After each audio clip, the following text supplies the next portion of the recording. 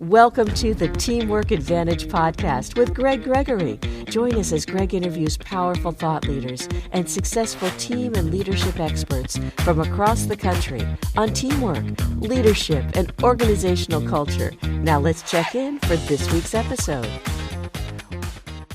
Welcome to the Teamwork Advantage, a podcast that's dedicated to the growth, development, and advancement of three key areas, or what I call the TLC Arena. That's teamwork, leadership, and culture.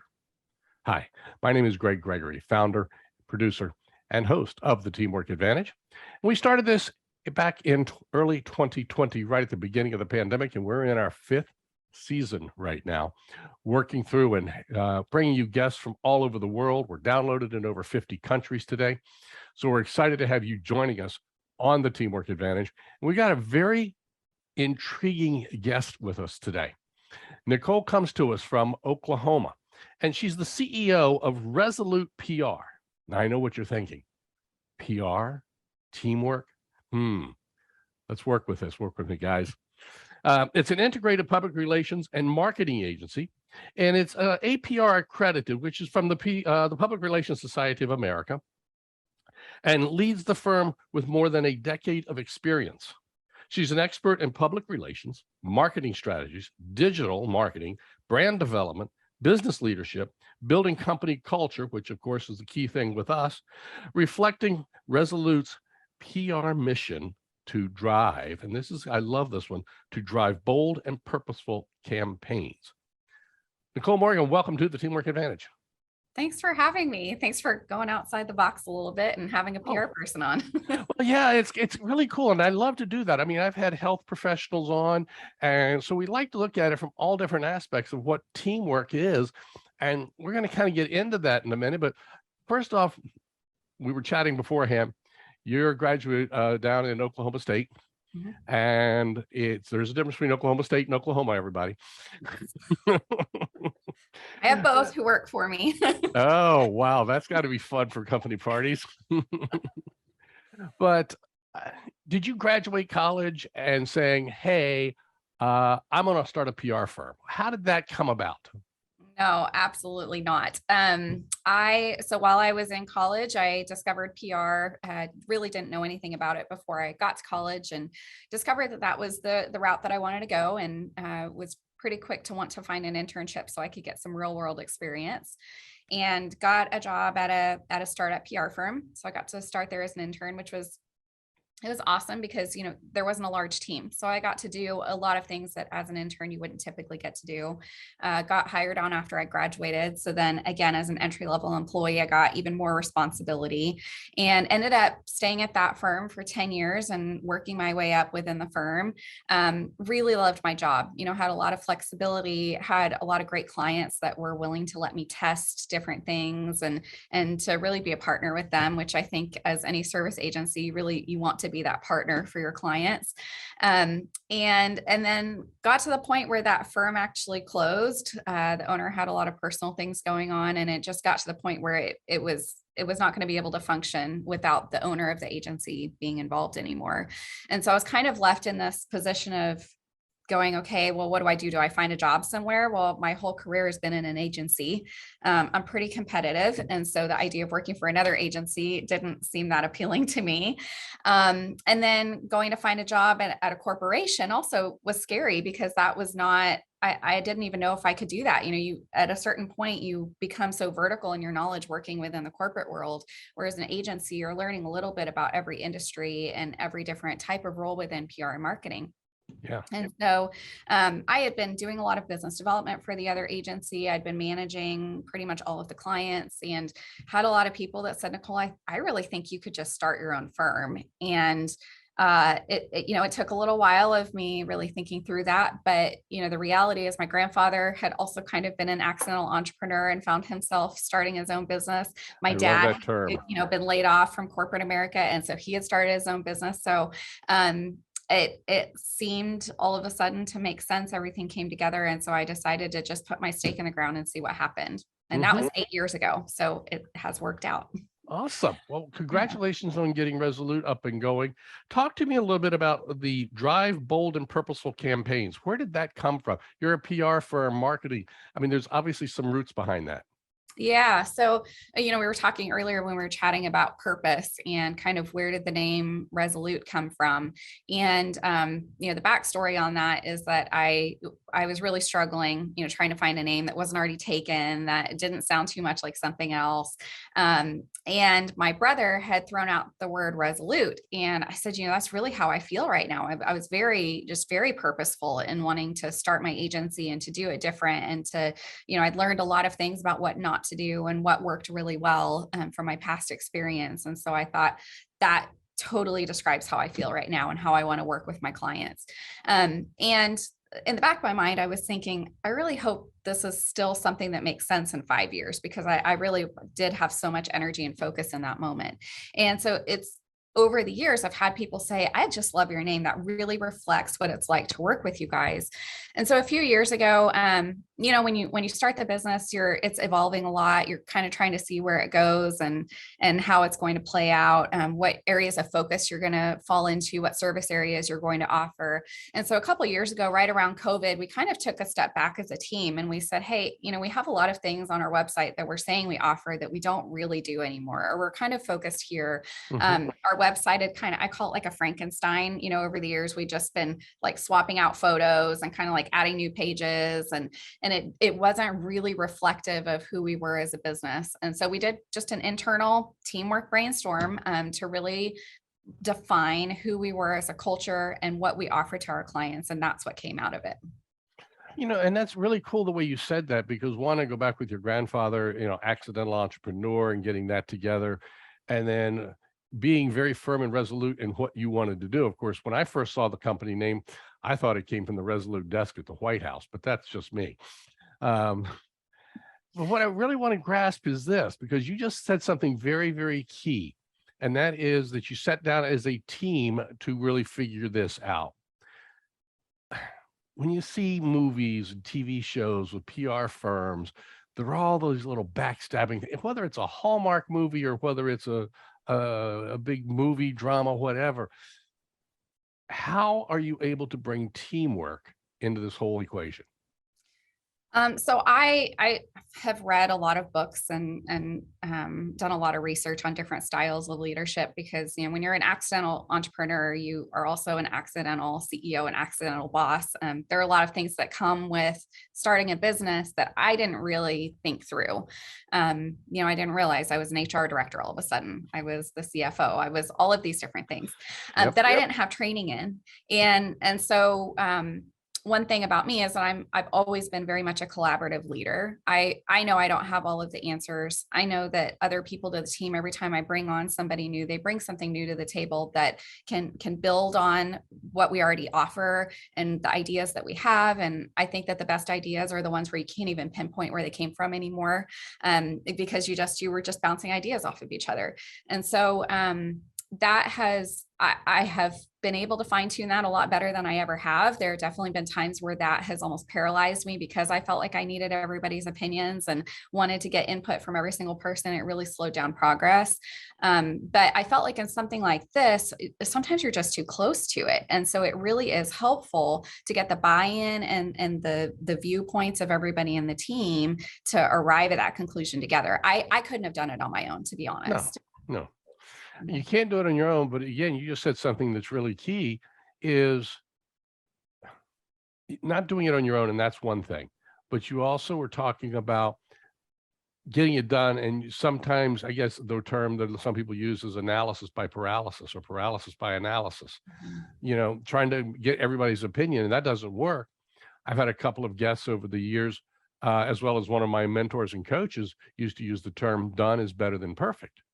And so getting that phrase out there and realizing we've got to make a decision, let's move on, because even if we move on and it doesn't quite work, we can change it. Yeah. And that's key. And because you've been able to bring the input of everybody together, that really does work. So you've been in the industry now for how many years? I graduated in 2006. So, it's been a minute, over 15 years. 16 years in the industry. Yeah. Doesn't seem like it. It's flown Yeah. by. So 16 years. Yeah. How has it changed from time you got into it up to the pandemic?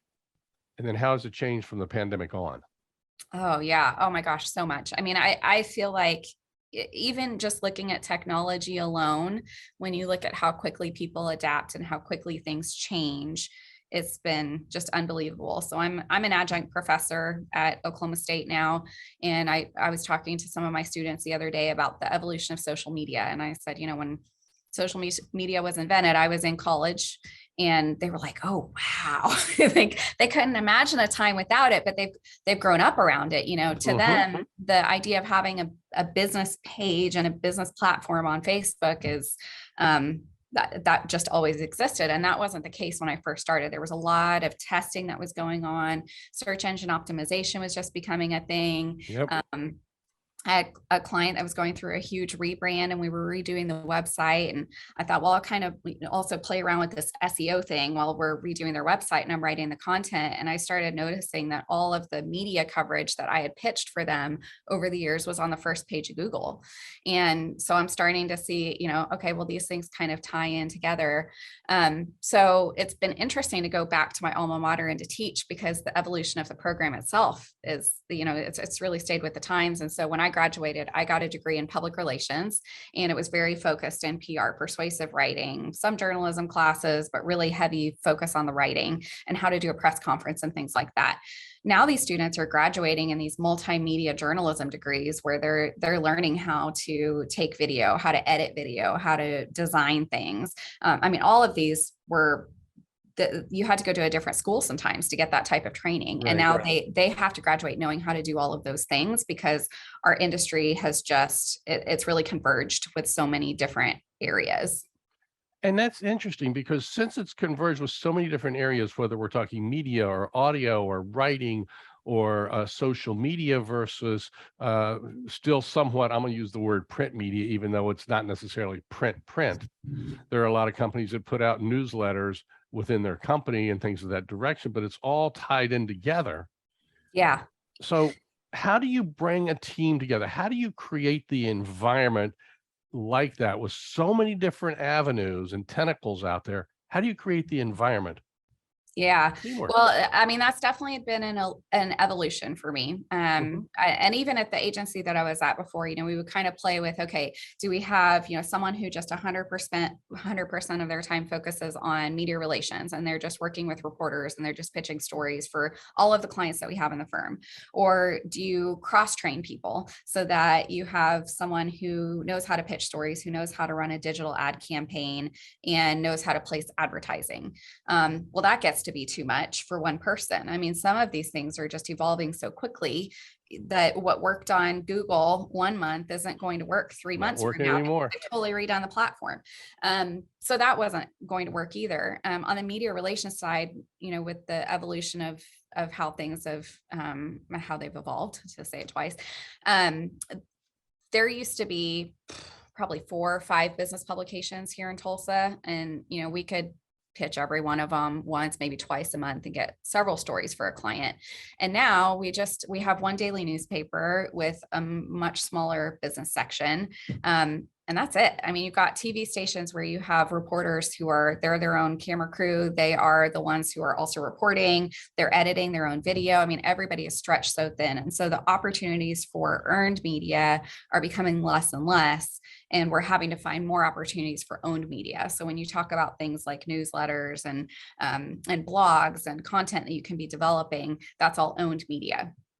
So in terms of building the team around that, what I have found to work best is, one, everybody on the team needs to have an understanding of all these different areas. When they don't, then they don't feel comfortable bringing new ideas to the table. They're missing opportunities when they're listening to the client, because if they're telling them what they're struggling with, but the the person on my team doesn't fully understand the breadth of services that we offer, they might not be able to think to bring an idea to the table. And it's not feasible that I'm going to have my digital strategist or my graphic designer in every single meeting, because I have to protect their time too. So we cross train everyone. We have a monthly meeting where we do some kind of knowledge sharing across the entire company. And we have 10 people, but 2 distinct teams who work on their own books of business. And so we do that so that everyone could kind of hear, hey, this is a campaign that the other team did. Maybe you have some ideas that you could transfer over to your clients, or I might have our digital strategists just spend a day talking about the latest changes in social media algorithms. But we try to share that information. And what I think that does is it breaks down some of those stereotypical cultural things that you mentioned earlier, Right. where there is the backstabbing and people become very protective of the information because they think, well, I can't move up if I share this information. Or It's almost like it's their own IP. Yeah, exactly. So that's part of how I've tried to do that. The other thing is, I mentioned we have 2 teams. And so we have 3 people on each team who manage different parts of the process. We have a senior account executive who's really responsible for the client relationship, understanding what the goals are of the client. Then we have an account manager who's really like that project manager and managing all of the timelines and responsibilities. And then we have an account coordinator who's doing a lot of the production. And by layering it like that, it ensures that nobody feels like they're alone working on something. And that was something that I felt very heavily when I was in my other company, was I had all the responsibility for this client. There was no one else helping me, no one else who knew what was going on. And so if I needed to take a vacation or I had a sick day, all work just stopped. If I needed to bounce an idea off of someone, there was no one to really do that with because it was just me. So by structuring it this way, I found that it has really it's kind of inherently created this team. And like I said, I didn't start out that way, and I learned a lot of lessons along the way, but this seems to be a really great structure for us. So when you look at the people that are on there, what did you do? Can you pinpoint 1, 2, 3 ideas of things you did to create the openness and the willingness to come out and ask? I've often said that in teamwork, people are willing to help another person. They're less willing to ask for help. So how did you create the environment? Is there something you did, something that happened? Was there a turning point that kind of triggered that? Yes, there was. I was not always as thoughtful about the types of personalities that I hired. And it's really easy to do when you're busy. You lead with the skills first, right? Because you need someone who could come in and do the work and be ready to go. And so I was hiring for skills, not so much for personality and really the will and desire. And so it was detrimental, really. I mean, there were a lot of things that suffered because we didn't have that open. As much as I would say I have an open door policy and I want people to share ideas and we all work in the same room together, it wasn't happening. And I couldn't really figure out why until, those people kind of naturally moved on. And we actually took a step back as a team and we said, let's really think about what our culture is. What do we stand for when we bring new people onto the team? What are we looking for? What do we think is going to further our mission and help us be resolute and help us be purposeful, but also it's going to increase all of our knowledge. And so we put that together in a presentation. We spent a lot of time in this retreat really talking about those things, and we put that together in a presentation. And so we refer to that when we do interviews to be really clear from day one, this is what we're looking for in someone who's going to come to work here. And this is what's going to work and this is what's not. But then, in the orientation process, I personally sit down with every single person who joins the team to talk through that. And I say to the lowest level employee, this is a place where I want you to know it's okay. You can raise your hand and say, I don't understand this, because we do move really fast. And sometimes we don't know that someone needs help until they raise their hand and say it. And don't expect that we know what you don't know. You can say that, and that's okay. And this is also a place where it's okay to make mistakes, because mistakes are going to happen. And I would much rather you just acknowledge it and we all move on. And, we figure out how to fix it, and then it doesn't happen again. I still make mistakes. This is not a place where you have to be perfect. Well, anybody who says they don't make mistakes, I'll show you somebody who never tries. Right. Yeah. But But I it's have so key. You encountered, brought up ownership. They've got to own their success, but they also have to own their mistakes. yeah. So it's all about that. It's taking responsibility about all that. So you're bringing in a lot of the key elements that come into play there, and you're creating, I'm going to use the words, a safe environment for Mhm. people to be able to do this in. Is that Yeah. about right?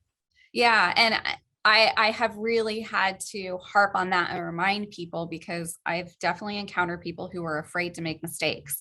And I don't know if that's coming from an environment that wasn't safe to do that, or to admit that, or if it's, graduating and thinking you need to know everything. I don't know where it comes from, but I have to remind people regularly. Because for me, it's a pet peeve too. Like, if someone can't admit a mistake, then that drives me crazy. I'd rather you just say it, and then let's figure out how to fix it and move on, but Yeah. otherwise it just kind of hangs there. Yeah. Otherwise, it's, I had a guest on a few weeks ago that was talking about, it's like a smelly fish in your desk. Yes, I listened to that one. Uh-huh. Okay. Yeah. When you think about that, that's what it is. It's not going to go away. Mhm. We've got to have that environment of being open about all of that. And Yeah. they've got to feel like they can ask you. You've got to feel comfortable enough to ask them, which creates being vulnerable. Yeah. And I believe that everybody's got to be a little bit vulnerable in there. Yes. So what do you do with your team today outside of work stuff? Do you do anything to try and generate that camaraderie, that openness, that vulnerability? Or what do you do? Yeah. So I have weekly meetings with our management team. So that, we meet one-on-one, and that is work related. But then the people who don't report directly to me, I go and I grab lunch with them. I try to at least once a quarter go and sit down with them, and no agenda, just to hear more about what's going on. We do, I feel like this is kind of typical PR firm stuff, but we do happy hours, and we go and grab lunch together, and not really having, again, no agenda. It's just a time for everybody to be able to be in the same room and to hang out. We also are, as a company, we really believe strongly about giving back to the community. And so we do a lot of sponsorships where we'll buy a table at a nonprofit event, and we'll just make that, a girls' night where we have everybody from the team that gets to come and hang out together. Wait, you said girls' night. Is it only girls? It is. We're only women, not on purpose, but I can say that. Well, we still are, but no, eventually we'd like to bring a guy on. We just haven't found the right one yet. I just had to pick on you on that one for a sec. Yeah.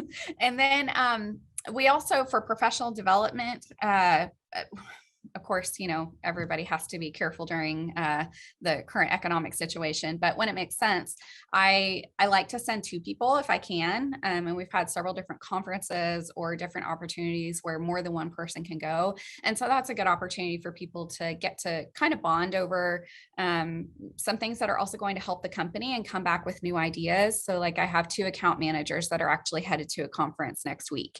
And so for their key takeaway is to come back and identify some things that they could implement in the company. And so they get to kind of feel like they own that, which I think is important too, rather than it constantly being me or the management team pushing ideas down. Exactly.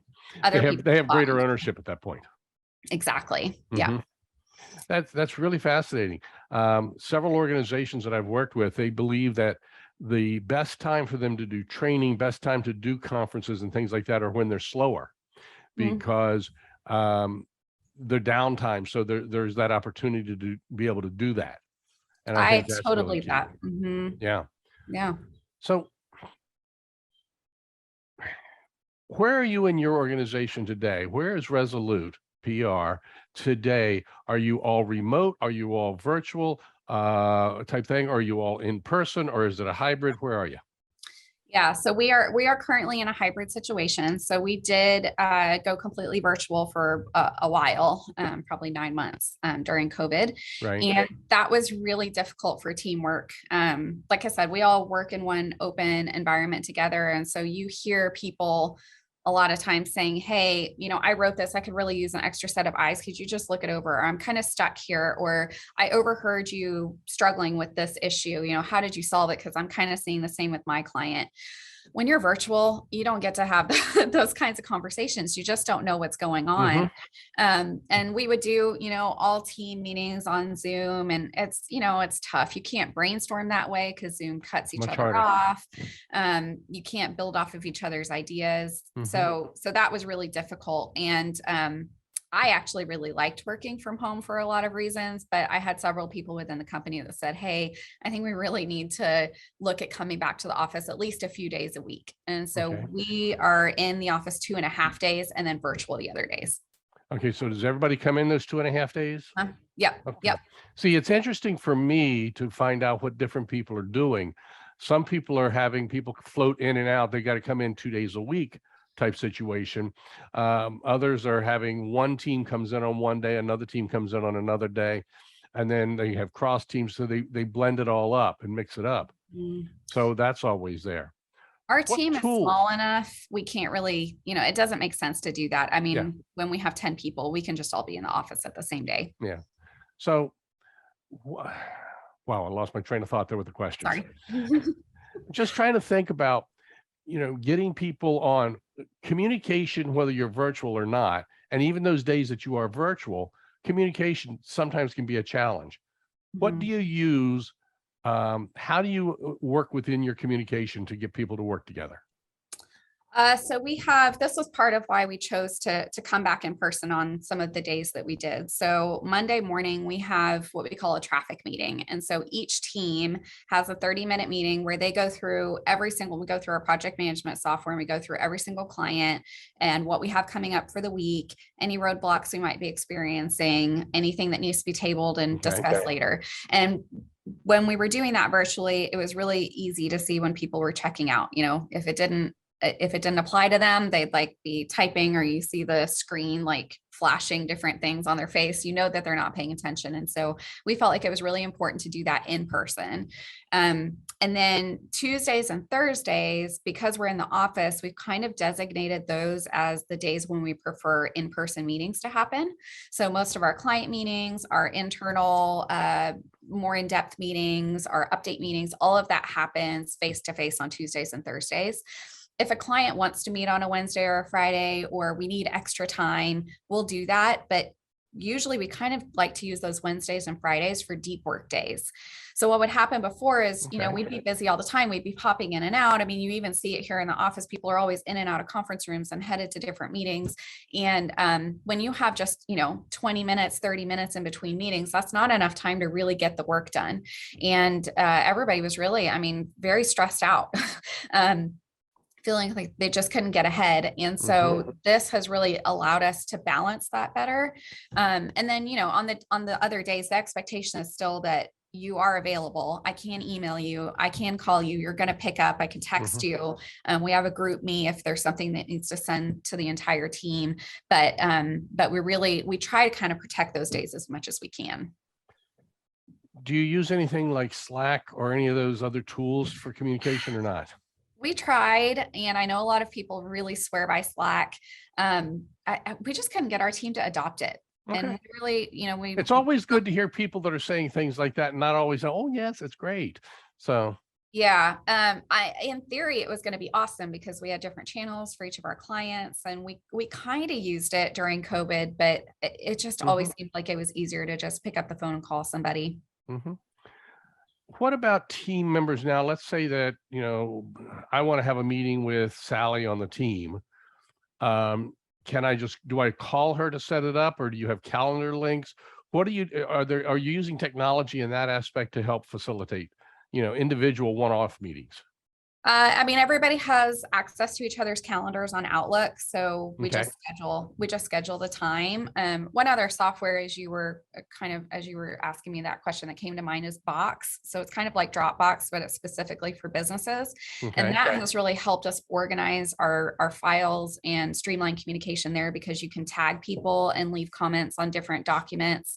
You can edit it within the platform, where you can open a Word document from the platform and make your edits, and it saves it directly to Box. So that has been very helpful, because even before we had Dropbox, but people would inadvertently save things on their desktop or, just email it back and forth, and then it would be lost forever. You could never find the most recent document. That has been very helpful. Okay.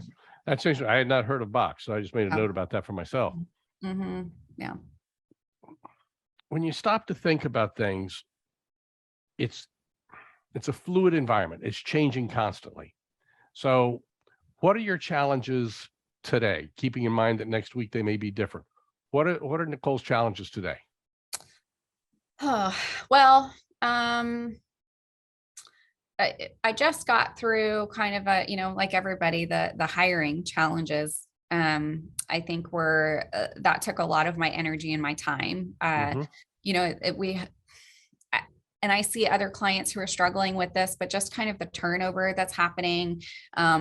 People, love the environment, they love what we offer, but they decide to just try something different. And so having that lack of consistency in some of these positions was really challenging, and finding the right, again, like I know I have such a clear vision of what I'm looking for culturally, but I also need the skills, and I also need someone that I think is going to stick around, and trying to balance all of those different things. That was definitely challenging for me. At this time, I feel like everything has stabilized. And so now I shift my energy back to looking into the balance of the year, and what are we going to do in the balance of the year with everything that's happening in the world and the economy, with our clients, and then also what new ideas and services should we be providing, and really leaning on the team to help me figure that out. Okay. I want to make sure I've addressed this, because you're talking about hiring and everything in that direction, and you've had to do a lot of adaptation. I know Southwest Airlines used to always use the phrase, our number one customer is not our customer. Our number one customer is our employee. If we take care of our employee will take care of our customer. That's always been a very valid thing. So when we stop to think about it, sharing your vision and getting it out there, what are some things that you've done to really, in the interview, I mean, behavior styles, personalities, those are all important. I get that. What are some other things? Are there anything that's intuitive to you that kind of just hits with you, that resonates for hiring the right people, creating that vision and doing that? Is there anything that direction? I have not been shy to maybe look at ancillary jobs that are have similar traits to what we're looking for. So I kind of like to look at, okay, what do I have to teach, and what can I teach this person versus what's inherently there and is something that I really need, or that's, and then I also like to look at how would this person interact with the team, and what would they bring to the table that we don't have right now. So I kind of like to keep those things in the back of my mind. I initially will do that first round of interviews. And so I kind of like to look through all the candidates and have more casual conversations, just really looking at those pieces, rather than leading with the skills, really looking at the personality and how they would fit into the team. And then once I kind of have that narrowed down, then I turn it over to whoever the supervisor would be, and they do the next round of interviews. And they're looking at it more critically from the perspective, okay, does this person really have the skills that I need, the background to back it up? What are some of their past work behaviors? The book, Who, have you heard of that one? It's I found that to be a really helpful book in hiring. And so it has you kind of, ask the candidate to walk through their past work history, and even back in college, like what were some of the biggest challenges that you had, and trying to look for some of those patterns and how they dealt with stressful situations, or maybe how they were able to work within a team. So those are some of the things that I've implemented. But yeah, it's always evolving. It's always. Have you read Good to Great? Yes. So chapter 3 in Good to Great is critical. Jim Collins focuses in on that. It's called First Who, Then What. So focusing in on the who before you worry about the skills. Yeah. And I thought that was just absolutely fascinating, because then it's about get the right people on the bus, get them in the right seats. But then here's where a lot of people drop it, and that is getting the wrong people off the bus. And just because they're not right for your bus does not mean they're a bad person. Mhm. So that I Yeah. think that's really, really key there. And sometimes people need to just change buses, and that's okay too. Yep. That's Yeah, okay too. absolutely. So let's Mhm. talk about your leaders for a second. There's you as the CEO, and then how many managers, leaders do you have? So I have two senior account executives, and they each lead a team of people who work on the day-to-day strategy and everything within the account. Then I have a digital strategist who manages across both teams any digital elements. And then we also have a creative director who is in charge of any of our graphic design projects and creative projects. Okay.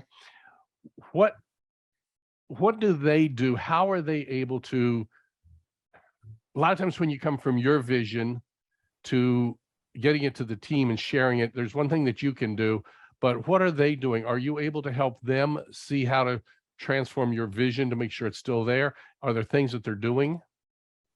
Yeah. This is another thing that I've kind of implemented in the last few years, but I have really been trying to, I feel like I've always been a pretty transparent leader, but I have been pushing myself to be even more transparent. So, so here in a couple months, I'll start working on our annual plan for 2023. And when I put that together, I have all my SMART goals and everything that I'm looking for us to accomplish in the next year. I share that plan first with the management team to get their input and make sure that I'm not missing anything or that they don't see anything that they don't think is realistic, or how could we make it more measurable. And then we'll make any tweaks. And then I share that plan with the entire team. The team then goes and they get a copy of that plan, and then they will develop their own individual goals based off of the plan. So there will be some personal goals of things that they need to work on, Right. but really what I'm looking for are what are their goals that will help us as a whole achieve the plans that we've set as a company. Okay. And then they will go over those goals and kind of the same process. Like they will go over that with their supervisor, and their supervisor will, give some input and some feedback. I give the final sign off. So I might have some adjustments as well. And then we check in on those goals quarterly. And then the supervisors report back to me on, this is kind of what we're seeing here. This is where we think that they're really, they're just killing it and we need to reward them, or these are some areas that we're seeing that we still need some improvement. So I think doing it quarterly has been a pretty good cadence for us to check in on that, because it gives people time to focus on it, but not enough time to forget about it. Yeah, that makes the most sense when you start to look at the timelines there, because sometimes they do once a year. That's just not enough. 6 months is not enough. Monthly is like I haven't had time to get anything done. So yeah, Right. so I think you've hit the mark there. Yeah. Where are your managers struggling? Are they struggling with anything in particular right now? I think the evolution of communication and what's in person versus what's virtual. We've worked through that. The turnover, of course, that it can be demoralizing. Like you just feel like, what am I doing wrong, or what can I be doing better? And so we're working through that. And then I thought of something else. The structure for us is still relatively new to have that kind of hierarchy. And so some of that we're learning as well, and how you do those reviews and how do you perform those reviews, and what's the trigger to tell me something versus when are they working through something on their own. And now so we're back. Now we're back to what you said very early on. You have to wear the HR hat from time to time too. Yeah. Yeah. But for me, it's been a real positive to have someone else who is also sharing that burden with me. And so when they as supervisors can work through things with an employee and it never even has to get to me until it's been resolved, that's been awesome. And that's a change for me, because it used to be where I managed all of that. And so I had to learn how to let go of some of that and to really trust people to be able to handle it the way that I would. Okay. As we get ready to wrap up, a question, and that is, where do you see the PR industry going in the next few years? I mean, with technology changing so incredibly fast, well, let me ask this also. Are most of your clients right there in the Tulsa area, or are your clients all over the US? No, they're mostly here in Tulsa. So yeah, when I look at where things are going, it's kind of what I said earlier. It's that shift from earned media to owned media. We do a lot of educating with our clients. I mean, we had someone come in the door the other day who all they wanted was media coverage. And given the industry and what they were trying to get media coverage on, I had to be really direct and say, I don't think you're going to be able to get enough coverage to really move the needle for you. Like that alone is not going to do it. You're going to have to pull in some of these other opportunities to really help you communicate the message and connect with people and do all the things that media used to be able to do on their own. Right. So, I think that will always be there. It'll always be a really valuable part of the PR and the marketing mix, but people are going to have to get more creative. They're going to have to develop their own content. They're going to have to invest in that content. You can't just take an iPhone photo anymore. If you've ever seen, influencer photo shoots go down or any of the pictures that are on social media, people are looking for high quality content to really reflect their brand. So having to invest in some of those things as well. So photography, video, high-end audio, things of that nature, all of it that way. Where do you see video playing in the PR world on things like Facebook, Instagram, LinkedIn, all that?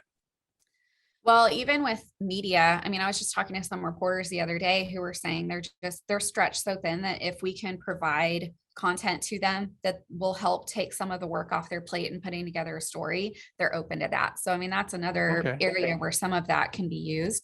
And I think that actually leads to another point in that one video, while that might be a bigger investment than a company is used to spending, it can be used in so many different ways. So like multi-purpose, yes. Yeah, absolutely. You can put it on your website. You can share it on your social media.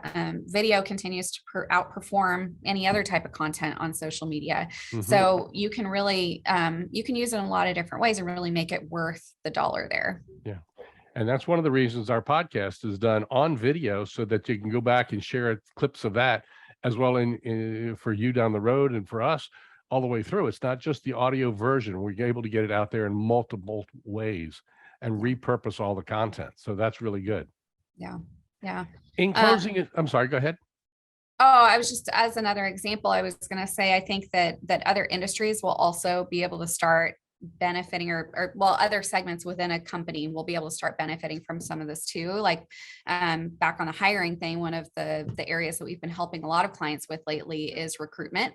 And so working with the HR departments on helping them increase the number of applications that they're getting so they actually have a pool of candidates to choose from when they're having a really hard time finding people. And so we've been able to layer in some of these really targeted digital options. You can target people who are actively searching for jobs or within a specific zip code or an area of interest, and so you're able to reach people.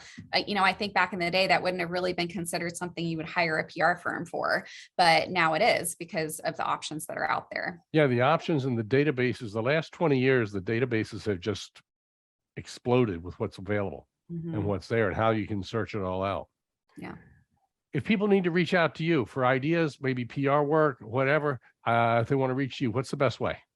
You can email me at nicole@resolutepr.com, or you can go to our website, resolutepr.com, and just fill out the contact form that comes directly to me. Okay, that's awesome. Excited to have you here. I want to bring you back probably in 6 or 8 months, maybe a year. Talk again about where things are, where Resolute PR is, and how they've changed. Because one of the things that I'm finding fascinating is bringing people back a year or so later to talk and see how they've changed and what they're doing. Because, a year and a half, 2 years ago, we were deep in the pandemic and now we're coming out of it, but yet there's all kinds of, it's fluid. So how things change is always fascinating about all of that. So I want to thank you very much for joining us here on the podcast. Anything that you would like to close with as far as telling leaders and people about being a better, keeping it open? How do you show your transparency is what I'm kind of trying to say.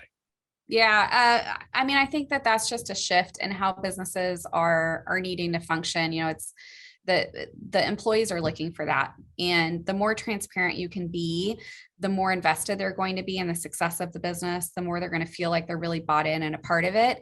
And I think it has been scary for me in the past to do that. I didn't know what they would do with that information or if they would understand it, but I think that it has been invaluable in helping me build a team who's really all on the same page. You just triggered something in my mind.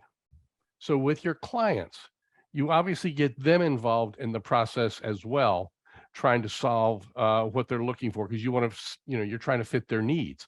Mm-hmm. Do you see some of the same ideas working with the team about getting the team involved in all of that too? Not just to solve for the client, but when you're talking about internal challenges and things, getting the team, because you talked about buy-in, does that really help?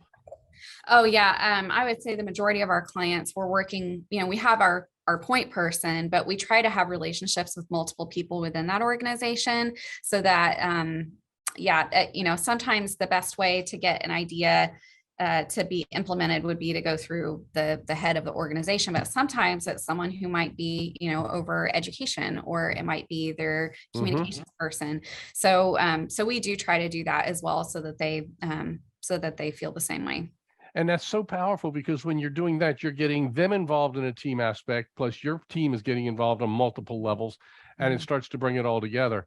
A lot of folks forget that the client can also be a very valid member of your team. Yeah. Well, and I was thinking about that earlier when we were talking about mistakes and owning mistakes, and we have that same attitude with our clients. So, as scary as it is to say, hey, we messed up here, but this is what happened, and here's how we're going to make sure it doesn't happen again. What we've actually found is that our clients do the same thing. And so sometimes the mistake is something on their end, and they'll say, I am so sorry, I missed this email and I didn't get this assigned to you, but I need it tomorrow. And while we don't typically like to do that, because we have this honest, open communication, we're willing to do that for our clients. We're willing to make them look good, because that's ultimately what we're trying to do. Yeah. Well, awesome. I think you're doing a great job with what you've got going. I've looked at some of your client lists and products, so I'm excited to see things that you've got coming down the horizon there. And I want to thank you again for joining us here on the Teamwork Advantage. Folks, once a week with the Teamwork Advantage, you get ideas that you can use and implement. So from a PR firm today, Nicole Morgan has shared with you ideas that you can really put into play, whether it's transparency, it's about the hiring, it's the behavior styles and personalities. She has shared ideas with you that you can use over and over again. And I want you to act on those ideas. Remember, knowledge is not power without application. Until next week, remember, having a good day is just being average. When you listen to the Teamwork Advantage podcast, we know that you're not average. So go make today an excellent and exceptional day. Until next week, take care. Bye-bye. You've been listening to the Teamwork Advantage with Greg Gregory. Be sure to like, subscribe, and activate the bell icon to be notified of future episodes. To learn more about how Greg can help your organization develop a powerful winning culture, visit TeamsRock.com. That's TeamsRock.com.